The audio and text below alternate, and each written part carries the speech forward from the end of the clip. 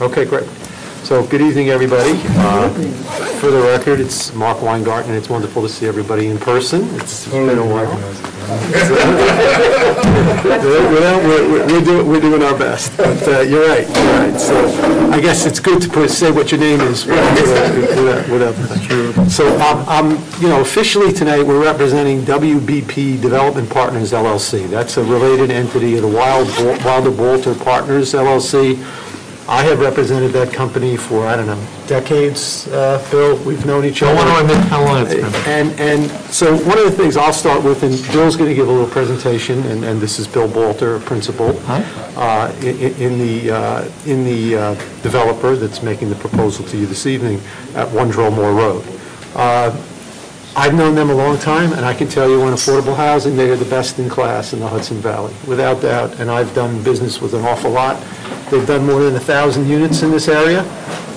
Many of them we're very proud to have been associated with. This particular project is 45 units, and you'll see from the slideshow, the presentation that we'll put on. But there's so many elements to it that are great. They're ones, they're two bedrooms, it's a LEED gold building.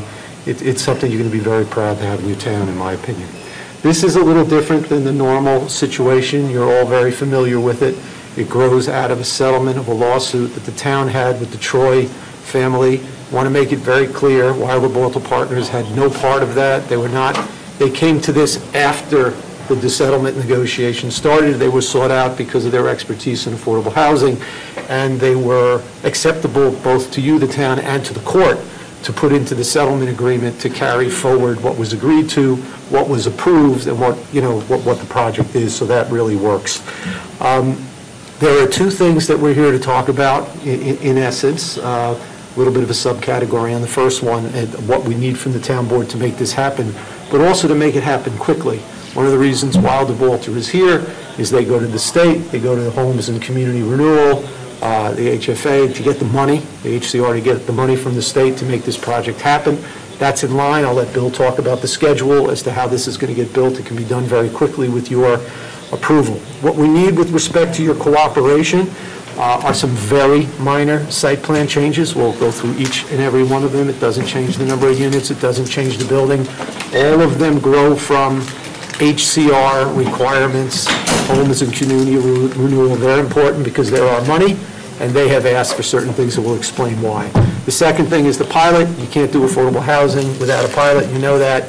I can tell you that this is in line with the other pilots that are going on, not just in Westchester County, but your town itself with regard to affordable workforce housing projects.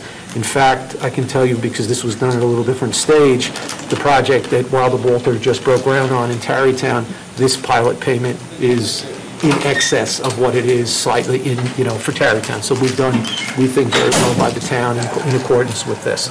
So I'm going to turn it over to Bill Balter, if our planning commissioner lets me, and we're going to go through the PowerPoint quickly. Okay, Bill? Great. Hi, everyone. So I grew up in Hastings, and it amazes me that Tarrytown was the first development we'd ever done the Y in the town of Greenberg, and we're glad to be here now doing this. Since I've not been here before, I wanted to just tell you guys a little bit about our company. So again, I grew up in Hastings. I live in Mount Kisco, and our office is at the old Reader's Digest campus, Chappaqua Crossing. We have done a lot of developments, many in Westchester County, a mix of market rate, luxury homes, single-family homes, townhouses, rental apartments. But a lot of what we do is either mixed income or affordable housing. So can you just go to the next slide, please? So this is hard to see, I think, for me, so probably hard for you to see. That's just a map of the concentration we have in the Hudson Valley, particularly in Westchester and Long Island. We've developed well over 3,000 apartments in 34, 35 communities. Next slide, please. On Mount Kisco, we've done mixed income, a combination of market rate homes, senior condominiums. Next slide, please. We're currently building a 27-story tower with a partner in New Rochelle. It's the first phase of a two-phase 550-unit development. What's interesting about that development, which again, if you were to go to New Rochelle, it's mostly done, we're finishing in 2 months, is it's a luxury building that's 25% affordable, averaging 60% of AMI, where our residents, all of the residents, including the affordable residents, have use of an amazing amenity package at no cost to them at all, is included in their rent. I just want to, the New Rochelle code required 10% at 80, and Bill was able to put this project together at 25% at 60 AMI. So it's really a wonderful, it's an accomplishment. And we did it there for 99 years, and they only required 30 years. So it really is something we're very proud of. Somehow I informed him of that when we had a discussion. I don't know how. I think it's in the slide later. I had heard that before. Louis, can I ask you a question about the 25%? Because, in recent months, some people have said we should up it from 10% to 15% to 25%. If the town wanted to increase, workforce housing, is it practical to increase the percentages, or would it result in would it scare off workforce developers? I think what you'll find, if you really look at it, is when you want to do what you're suggesting, it has to be an incentive, not a requirement, because if it's a requirement, then you can't get funding for the affordable housing. So this is happening, a lot of towns are considering it. 10% at, frankly, the highest AMI possible, not the lowest, is really the best thing to require, because then the difference to make it more affordable at lower incomes, you can then go get the subsidies from the county and state to make that happen. Whereas if it's required, they're not going to subsidize you on something that's already required to be done. To make it clear, the New Rochelle project required state funding, so there's subsidy in that project. There was no other way to go from 10 to 25, so there had to be government financing for that to occur. So the point is, when you just put it in your code, there's no money that comes with it, and then you get to a point where you can't build anything. So that's the issue. And I'm happy at another date. I'm happy to go through it with you in more detail. If you think you might change your code, I can give you some thoughts on it. But it usually backfires when you really make it required. Next slide. Things that looks good, but it doesn't really help. It doesn't accomplish what you want it to. Exactly. I mean, just one simple example with the county, when they do their appraisal for the land that they're going to subsidize, they're looking at what value you're giving up. So that's essentially what that appraisal looks at. And if it's required, you're not giving up anything. So that's really what the problem is. So just another development in New Rochelle. This is a 184-unit, 100% market rate development that's 8 blocks away from the tower we're doing. So we do all sorts of things. Next slide, please. Most of you are probably familiar with the Reader's Digest original executive headquarters. We converted that to 64 apartments about 3 or 4 years ago. Something we're incredibly proud of. It came out amazingly well. It was an adaptive reuse on a very, very complicated structure. Something we're really very, very proud of. Next slide, please.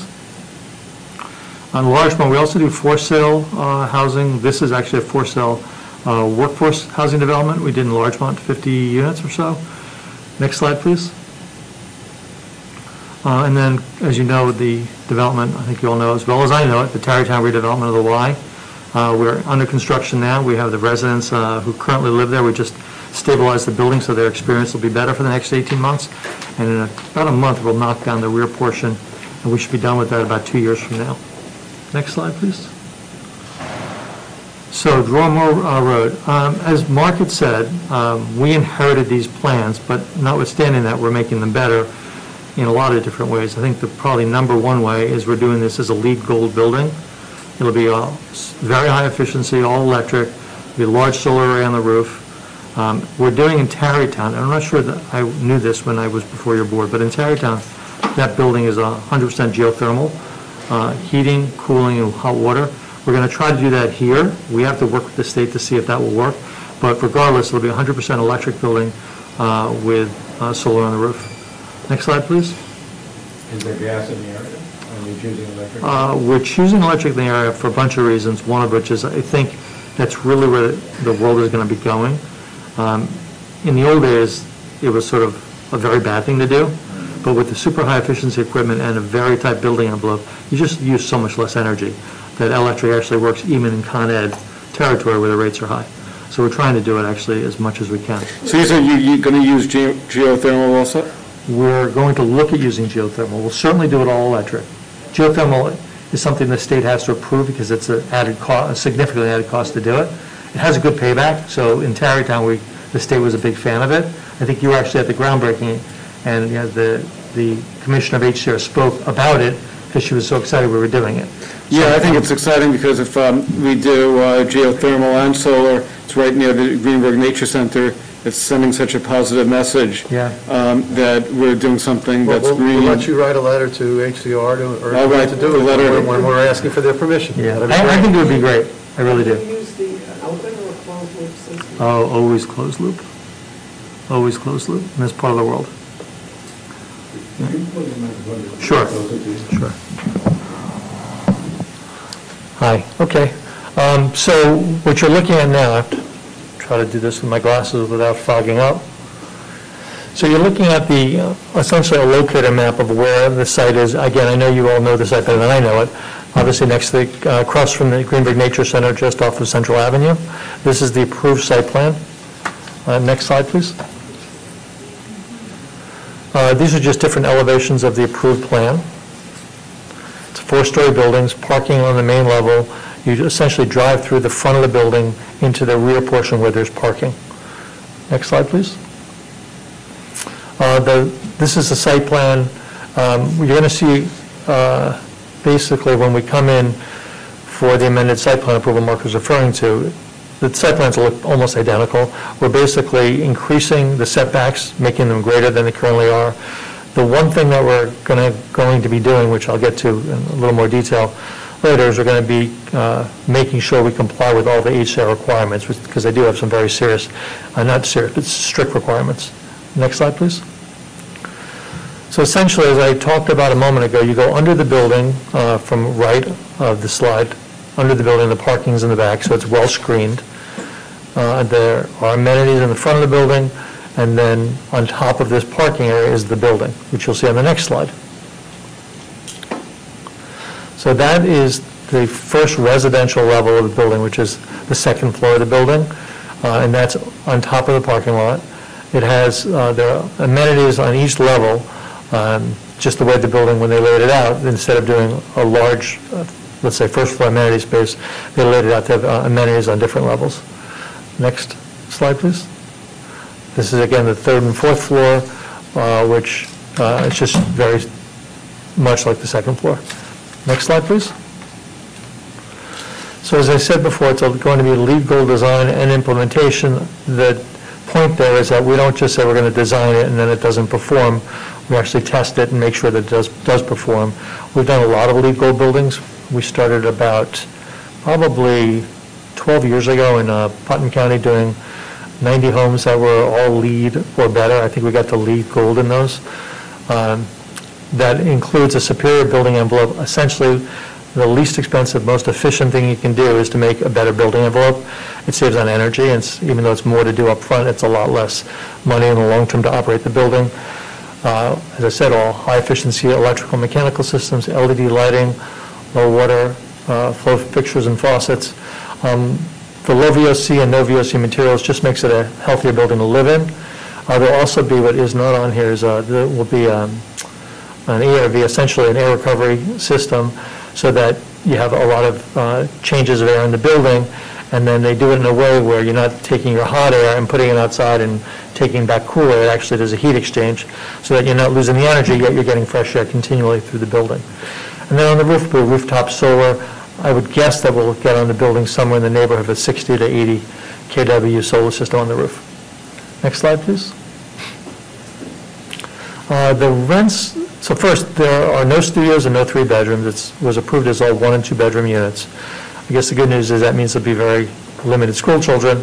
The rents, this will be done as an income averaged development. What that means is that we'll average just about 60% of Westchester County area median income, and which is adjusted for family size. So when you look at this chart of rents and incomes, the reason there's so many is that we have units at 40%, 50, 60, 70, and 80%, and that means that essentially your incomes go from about 40,000 to 100,000. That's your maximum income. Your minimum income is obviously less than that, but I wanted to show you, the board and the public, what the maximum incomes are. What would generally be the range in the minimum income? Well, it depends, because a lot of sometimes what you'll get is you'll get a parent who'll co-sign for one of the kids, and if that happens, the income can actually be less. But generally, it's 30% of their income is what they can spend on their housing expense. Do people get Section 8 on that?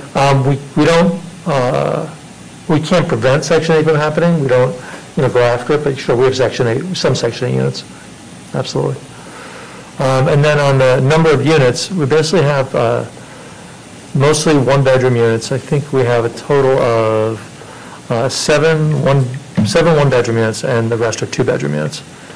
So I think it's 45 units, so it's about 38 two-bedroom units and 7 one-bedroom units. And again, the overall rent range for the one-bedrooms is from $900 to $1,800. That's from the 40% to the 80% units. And on the two-bedrooms, they go from $1,080 up to $2,166. I had another question just in terms of the rent. Earlier today, I met with, they're both here, Rochelle Stelzenberg and Lauren Bolin, and their parents of working adults who have developmental disabilities.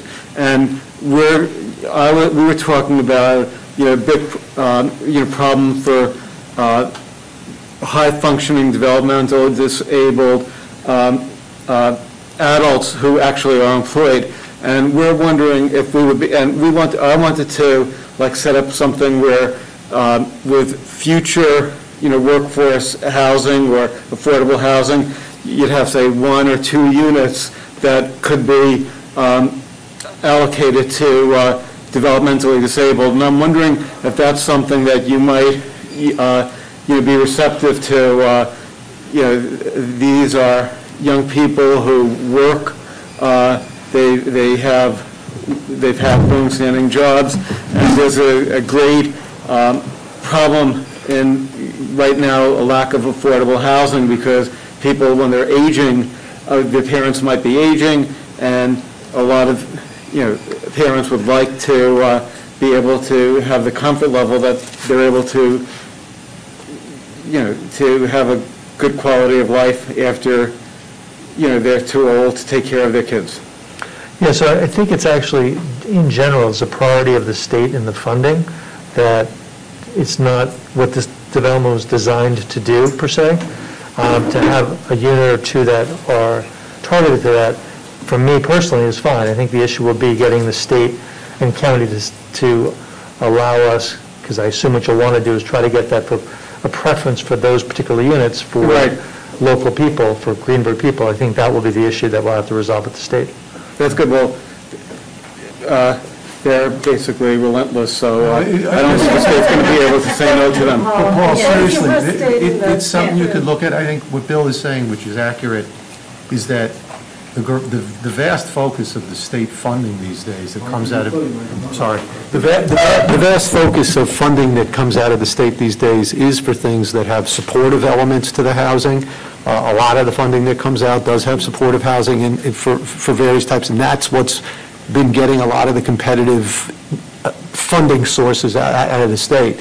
But what Bill is saying to you as well is that you can't put on a requirement of that unless we make sure with the state and the county that it won't impact their ability to fund. But that's what it comes down to. So we'd have to talk to the other levels of government. It would be really great, because I'm thinking that if we could create, we know we have like a affordable housing shortage in Westchester, and I feel that if we could have even like 2 units, and then we could start something, and maybe it could be like a trend. We could work with the Office of Developmentally Disabled, and then we could almost make this sort of something that's a model for other workforce affordable housing. Now I'll put on the lawyer hat.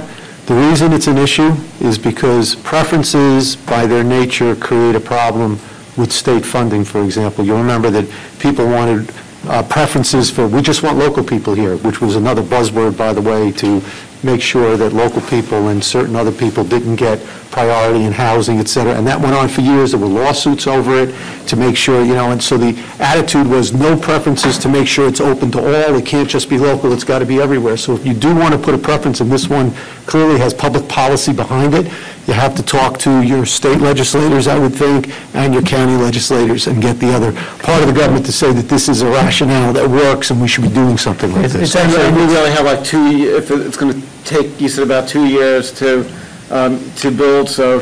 No, the funding it would have to be in the funding request, which we're making shortly. The issue will be, aside from there are a lot of issues. The good news about what I do is it's so complicated, it keeps a lot of people from doing it. Bad news is it's really complicated, and you have to make sure you check all the boxes. So what Mark said is true. The county is an issue because of their settlement with the federal government on preference, which doesn't allow preference. It's complicated for the state, and we'd have to get the people who approve the funding to approve. But also, the New York State Office of Fair Housing has to approve all preferencing, Well, to the extent there is. maybe we could just like work on that, and Yeah. if you could even tell me, what we could do if we want to move this forward. Yeah, I think that it's a unit or two makes it quite a bit easier. One of the things that, if you've sort of checked into who we really go out of our way to do these really cool projects that we feel like if we didn't do them, no one else would have gotten them done. So when I say I think it's a neat idea, I'd love to figure it out. I mean that sincerely. I just don't want anyone to leave here saying it's getting done, because I don't know that I can get it done. Right, and I could say, from the research, I've done, I agree with Mark. I feel that you're really like the premier workforce, affordable housing developer, around, and I was when I heard that you got, you're going to be developing this, I was really excited, because I really feel we'll have a really quality, application. You could see from the crowds of people here who are, there's really, I think, I'm finding when I go around, there's a lot of support for, what you're doing. Thank you. I have a question. On you said it's all going to be all electric, so is there electrical on top of the rent? So is that going to be all No, it's actually heat and hot water are included, and electric are included in the rent, which makes the rent a lot cheaper than it looks like on the screen. That's why I was a little concerned about Yeah, it, 'cause I yeah. saw that. Okay. Yeah. So in the old days, we never did that, for a lot of reasons, but now with the controls, it makes a lot more sense. You can build a much more efficient building if you do a lot more central systems than if everyone has their own system. It's also much from a, sorry to give you too much detail, can't help myself. From a building operations standpoint, having central systems is a lot easier on everyone, including the tenants, because you don't have to get into their apartments to service things as often. Next slide, please. Can I put my glasses back on? Okay. So the site changes that we're talking about are, each site has a requirement for recreation area that's larger than what was approved. It's not significantly larger, but it requires us to increase the on-site outdoor recreation. They have minimum and maximum apartment sizes, and that's not having a big impact on the building, but it will ultimately mean we'll have to just make some changes to it. The state wants us to encourage people to not take elevators, so they want us to put a staircase near the entrance, so we have to add that to the building. In this development was approved and probably conceived long before people were really being so thoughtful about electric bikes and bikes in general. So we'll put bike storage as HSO wants us to. We'll also probably put a bike charging station in the building as well, as we're doing pretty much everywhere we develop, whether it's luxury or affordable. You have an electric vehicle charging station? It's funny, I did not mention that. I'm shocked at myself. I have an electric car, so yes, we'll certainly have He's the first electric guy I charging. knew had an electric car. I do too. And it's interesting, when we look at our luxury developments, or look at our affordable developments, everybody is getting electric cars, so yes, we'll definitely do that. I have a question with electric cars, because this is so close to the nature center, and not everybody who lives here is going to have an electric car initially. Is there any possibility that you would consider locating, say, the electric charging station at the nature center, parking lot? Because then the nature center would be able to, benefit and actually say, anyone in the community who has an electric car doesn't have, would also be able to access the charging station as well as your residents? I think the answer is probably not, because of the funding. I think we'd have to put it on our own site. It might be possible to allow to put it in place on our site where others could use that. I'd have to look at the site plan more carefully to really understand that. You're still after me from when we did the Tesla, and you wanted everybody to use their electric charging, and they needed them for their own cars. Do you remember that? Yeah. That was a good hour discussion. We could use a Tesla supercharging station. I know, I remember. My daughter just moved to Great Barrington, and there is a Tesla charging station 2 blocks from her house. How great is that? So the pilot agreement, we had, as Mark had said, we're not looking for anything you guys have not done before there.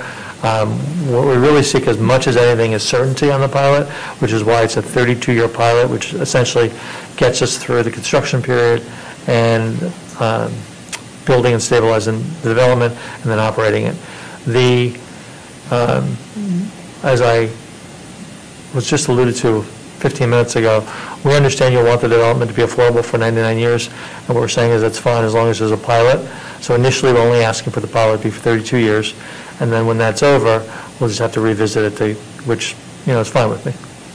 Frankly, most of what we do at this point is at least 50 years, and a lot of it is 99 years. There's a pilot payment, is the 1,900 for like the school, the town, and the fire, or just one? It's 1,900 is the piloted payment, and then the special districts are all at the sort of standard rate. So the effective taxes overall are much higher than 1,900. So like, say, the school district, That's in there. That's the school, the county, and the town. Right. But then there's a fire district, there's a sewer district, there's your administrative fee, so, it's probably, all comes out to closer to $2,500 would be our total taxes. But the pilot, we're only asking you, and I think you're actually only allowed to do a pilot on the standard districts, not the special districts. I think that's it. Next slide. Oh, schedule. So, as Mark said, the land use approvals are in place. We've already received Westchester County funding approval on the new homeland acquisition money. We're hoping to finish the pilot with you this month or next. New York State HCR funding, we're going to be applying for shortly, and that we should hear in the fall. Assuming we get that, and we would expect that we would, we'll start construction. But I just want to mention, the land use approvals are in place, but we are going to make a request for site plan amendment. Yes, I'm sorry. Yeah. We're going to have to come for you and go through that process on those changes. Right, sorry, yes. And the major approvals in place, the changes are not yet in place. The construction start will be, depending on a bunch of things, it'll probably be February or March. And then this is not a large development. I would think we'll build it in about 18 months, start to finish. And then we'll have this type of development. There'll be probably 10 times as many people who want to live here as we have apartments. So we'll go from finishing construction to fully occupied in a month. And then we get to have a ribbon cutting. How many kids would you estimate would be the range in terms of the school district?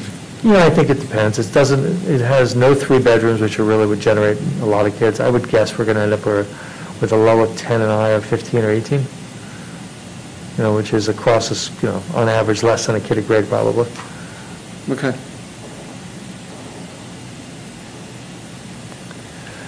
Next slide, please. That's it. Is that it? Okay, that's it. And also in terms of, is there blasting that you expect during the construction? We're truly not there yet. We have typically been hammering, not blasting. The nature of this site is there's no basement. We have essentially a slab-on-grade building, so I doubt we'll have blasting. I think it'll just be, if we have anything, it'll just be some rock hammering. And in terms of this, you have the sisters, the impact to the system during the construction, and also you have some apartments, near there, and some residents have, asked me, what could they expect during the construction period? So first, we'll reach out to our neighbors, as we just have done in Tarrytown. We'll do pre-blast inspections of all the homes, regardless of whether they're blasting or not, just so that we're sort of protecting ourselves and them. We're not so close to anyone that I actually think there'll be any impact whatsoever, but the fact that I know that doesn't mean they know that.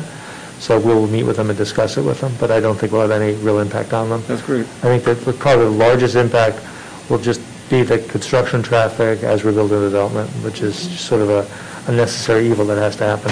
In terms of the road, is there going to be changes to, the Dromore Road, leading? Yeah, there were improvements required in the original approvals, which really had more to do with the shoulder than the road itself. Also, I'm glad actually you brought that up. One of the things that we do as a matter of course is we'll video the road before we start, so we'll have a record of what the road looks like. And then, not at all likely that we'll end up having to do some work to the road after we're done with the construction, but that's something that is, again, standard. Thank you. Anybody else? That's great. Okay. Paul, I think we have the executive director of the Nature Center here. Hi there. Hi, I'm Bill. How are you? Nice to meet you. I'm Alex Dunn. Hi, Alex. So I'm the new executive director at the Nature Center. Congratulations. Thank you. So we will be neighbors, and I hope we have an opportunity to chat. About construction, I just want to bring up something. We have animals on property, so it's going to be important for us to understand a little bit more about the construction schedule. And then in the slide, it was interesting to see the outdoor space that you're thinking about doing. Can you explain a little bit more about that? Sure. It's not a large space. There was a very small space. Can you go back 6 or 7 slides? Okay, right there. Okay, so since I have no pointer, no, go back to where you were. Right there, that's perfect. Okay, so when you come in from Dromore and you take a right into the development, which is essentially the top of the screen, down toward the development, you take a right into the development. Right before you get into the building on the left is an outdoor recreation area. That's what we're creating. Okay. It's not substantial. I think it's about 7,000 square feet in total. Nothing substantial. I mean, frankly, I wish it were a bigger site and we could do more recreation on the building. But And I think you talked about there were, I guess, increased setbacks that you were considering? yeah. So overall, our building's a little bit smaller, and just when the building's a little bit smaller, so it brings it in and increases your setbacks. That's great. I'll give you when we leave. I'll give you my card. I'm happy to reach out. Great. Reach out to me and get together. Great. And I'll actually have my construction folks meet with you to answer any questions you have about that as Okay. well. Thank you. You're welcome. Good. Thank you. That's right. Thanks very much for doing it, everybody. Appreciate it. Thank you. Thank you. Nice to see you.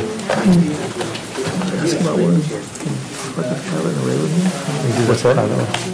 No, as far as the pilot is concerned, I mean, I know we have to make the amended site plan approval. And we've had conversations with Edie. She knows what we're asking. She has the whole schedule. So what is that's just going to be part of as we're going through the site plan process with you? We'll just request it in a letter, or how do you? On the pilot, it would be really helpful to have the pilot done ahead of our making an application to HCR, because it will show the town's behind the project. Right. I mean, because for the financing, they're going to want to know that you guys are okay with the numbers. So if we could get that moving a little quicker, it would be helpful.